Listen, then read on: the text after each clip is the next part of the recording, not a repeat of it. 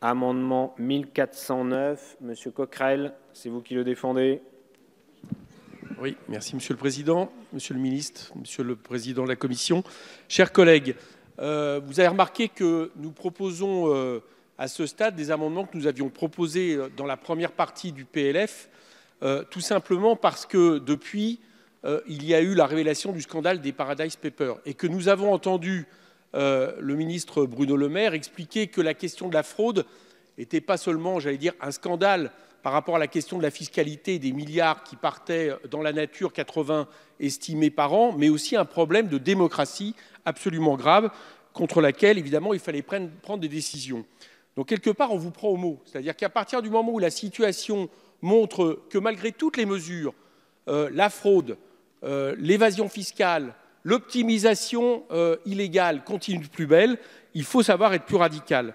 Nous avons fait des propositions. Nous avons fait des propositions sur la question des paradis fiscaux. Et j'ai entendu tout à l'heure d'ailleurs quelque chose d'intéressant face à l'amendement 1858 sur le fait que cet amendement risquait de poser des problèmes parce qu'il risquait d'inclure des pays membres de l'Union européenne parmi ceux qui se font justement du paradis fiscal. Donc, je trouvais ça intéressant, c'est en quelque sorte une sorte d'aveu. Et il y a le deuxième thème pour nous qui est essentiel, c'est la question du verrou de Bercy.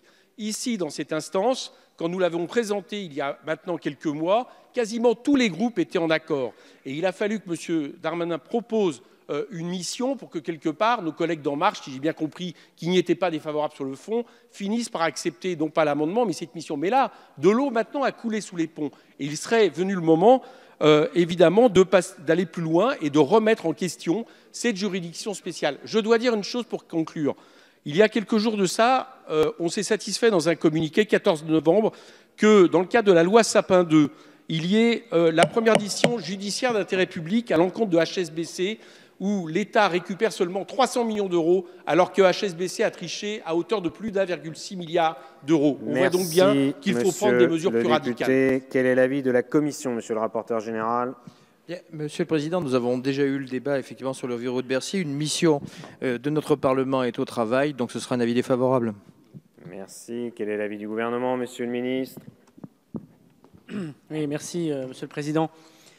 Monsieur le député, d'abord, je ne propose pas de mission, parce qu'il s'agit d'une mission parlementaire. J'ai trop de respect pour votre Parlement pour dire que, effectivement, c'est votre commission, c'est votre Parlement, et c'est tout à fait logique que cette mission se réunisse. D'ailleurs, je crois qu'elle est, comme toutes les missions du Parlement, elle est représentative de tous les groupes politiques, et je pense que c'est un sujet difficile.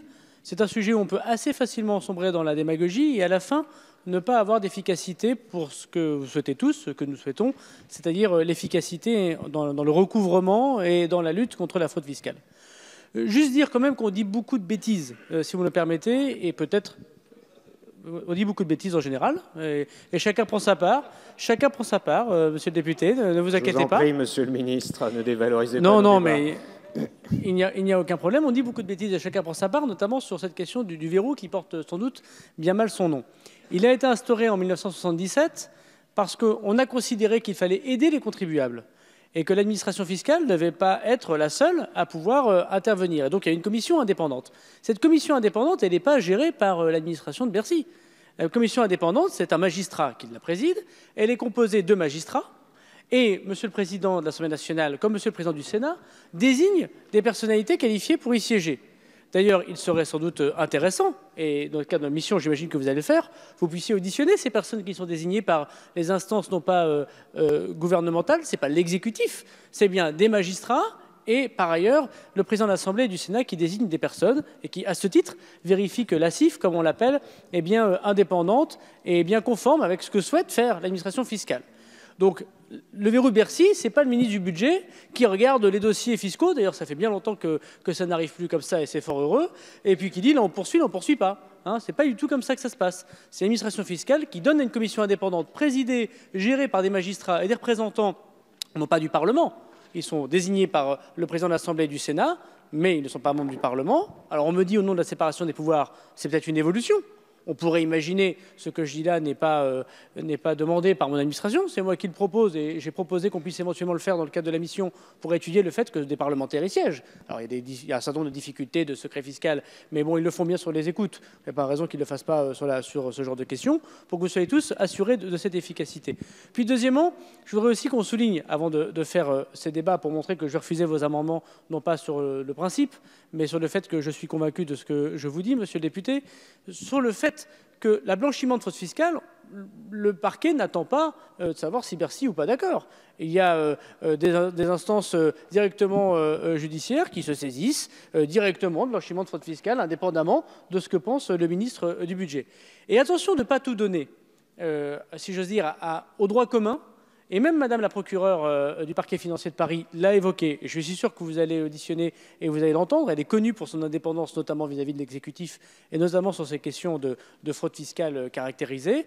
Je pense qu'on peut arriver à la fin à être moins rapide, moins efficace dans le recouvrement comme dans la poursuite que lorsqu'on passe par ce genre de choses. Alors, on peut toujours améliorer les choses, moi en tout cas je m'y montre très ouvert, mais le principe de supprimer un verrou de Bercy qui en fait n'en est pas un, je le trouve soit facile, soit démagogique. Donc avis défavorable. Par rapport à ce que disait M. Darmanin, vous avez dit quelque chose, en gros votre argumentaire c'est à peu près le même et que celui que vous avez expliqué ici il y a quelques mois de ça. Et je vous rappelle d'ailleurs que c'est vous qui avez proposé la mission par rapport à quelque chose qui montait comme quelque chose, une solution qui pouvait être amenée. Bon. Je continue à penser que cette proposition était là pour finalement, j'allais dire, faire paravent par rapport à ce qui montait des bancs de l'Assemblée. Je vous rappelle d'ailleurs que beaucoup de groupes s'étaient exprimés, y compris des groupes qui d'habitude ne sont pas d'accord entre eux. Mais j'ai entendu ce que vous avez dit. Vous dites à un moment donné, pour aider les contribuables. Mais figurez-vous, moi je considère que les fraudeurs, ce sont des délinquants.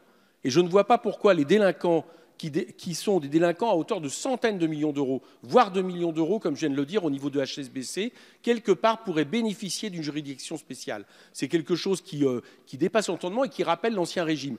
Donc j'entends ce que vous dites. Vous dites qu'elle est indépendante. Eh bien dans ces cas-là, pourquoi ne pas faire en sorte que ce soit la justice qui effectivement est indépendante, un pouvoir indépendant, qui traite de ce type de délinquance, d'autant plus que toutes les mesures qui ont été prises maintenant depuis des années pour essayer de récupérer un peu d'argent, etc., c'est infinitésimal par rapport aux dizaines de milliards de fraude fiscale chaque année, et je ne compte même pas l'optimisation estimée à 20 milliards selon le journal du Monde.